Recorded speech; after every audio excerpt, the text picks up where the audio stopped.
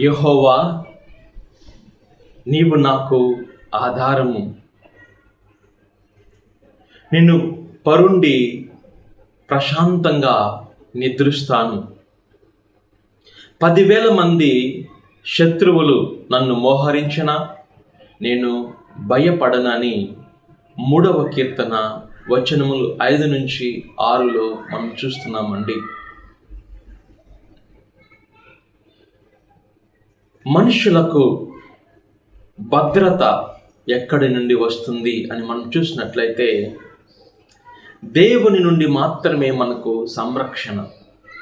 10,000 మంది శత్రువులు నన్ను చుట్టుముట్టినా నేను భయపడను.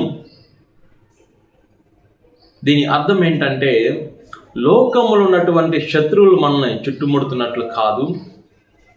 మనం నిద్రిస్తున్నప్పుడు మనకు తెలియకుండానే దురాత్మల ప్రభావము మన మీద పడుతుంటుంది. మనం నిద్రిస్తున్నప్పుడే మనకు చెడు కలలు వస్తుంటాయి. నిద్రిస్తున్నప్పుడే అపవాది మనల్ని శోధిస్తుంటాడు. శత్రువు కేవలము మనుషుల రూపంలోనే శత్రువులు వస్తారని అనుకోకూడదు. కంటికి ప్రతి ఒక్క క్రైస్తవుడు, ప్రతి ఒక్క విశ్వాసి కంటికి కనిపించినటువంటి శత్రువులతో మనం యుద్ధం చేస్తున్నాం. అందుకే పౌలు గారు పలుకుచున్నారు, మన యొక్క యుద్ధము కంటికి కనపడేటువంటి వాటితో కాదు, అంధకార శక్తులతో మనము యుద్ధము చేస్తున్నాము అని పౌలు గారు పలికారు. కంటికి కనపడని శత్రువులు, సాతానుడు, దురాత్మలు, కంటికి కనపడని శత్రువులు మన మీదకి వచ్చినప్పుడు మనము భద్రత కలిగి ఉండాలంటే దేవుని యొక్క సంరక్షణ మనకు ఉండాలి. మన చుట్టూ దేవదూతల యొక్క సంరక్షణ ఉండాలి. పరిశుద్ధ గ్రంథంలో మనం చూస్తున్నాము, ప్రభువుని నమ్మినటువంటి వారి చుట్టూ దేవదూతల శిబిరము ఉంటుంది అని మనము పరిశుద్ధ గ్రంథంలో చూస్తున్నాం. మనం చాలాసార్లు వింటుంటాం,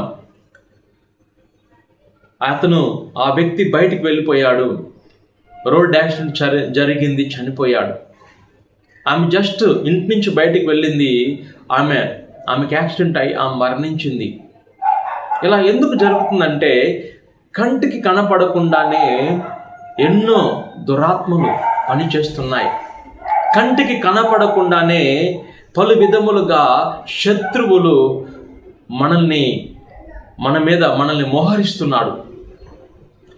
మన శత్రువు నుండి మనకు సంరక్షణ కలగాలంటే దేవుని యొక్క సంరక్షణ మనకు ఉండాలి. దేవుని యొక్క వాక్కు మనలో ఉండాలి. దేవుని యొక్క దేవదూతల శిబిరము మన చుట్టూ ఉండాలి అని ప్రభు మాట్లాడుతున్నాడు. దేవుని యొక్క రక్తాన్ని మనం ఆశ్రయించాలి. దేవుని యొక్క రక్తం అంటే యేసు ప్రభు యొక్క రక్తము చిందించబడిన చాట దుష్ట శక్తులు నిలబడలేవు. కంటికి కనబడని దురాత్మలు నిలబడలేవు. దేవుని యొక్క రక్తం అంటే వాటికి భయము. దేవుని యొక్క రక్తము చిలకరించబడాలి. నీ పైన ప్రభు యొక్క రక్తము చిలకరించబడాలి. నీ గృహము పైన ప్రభు యొక్క రక్తము చిలకరించబడాలి. నీ వాహనముల పైన ప్రభు యొక్క రక్తము చిలకరించబడాలి. నువ్వెక్కడికి వెళ్ళినా దేవుని యొక్క సంరక్షణ నీకు ఉండాలి. నువ్వెక్కడికి వెళ్ళినా దేవదూతల శిబిరము నీ చుట్టూ ఉండాలి అని ప్రభు ఈరోజు వాక్కు ద్వారా మనతో మాట్లాడుతున్నాడు. ప్రభువాని నిద్రిస్తున్నప్పుడు 10,000 మంది శత్రువులు నన్ను చుట్టుముట్టినా, నన్ను మోహరించినా నేను భయపడనని దావీదు మహారాజు పలికాడండి.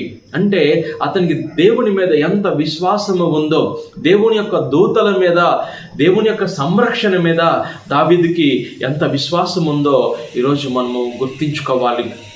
ఇలాంటి విశ్వాసాన్ని మన నిజ జీవితంలో మనము కలిగి ఉండాలని ప్రభువు వాక్కు ద్వారా మనతో మాట్లాడుతున్నాడు.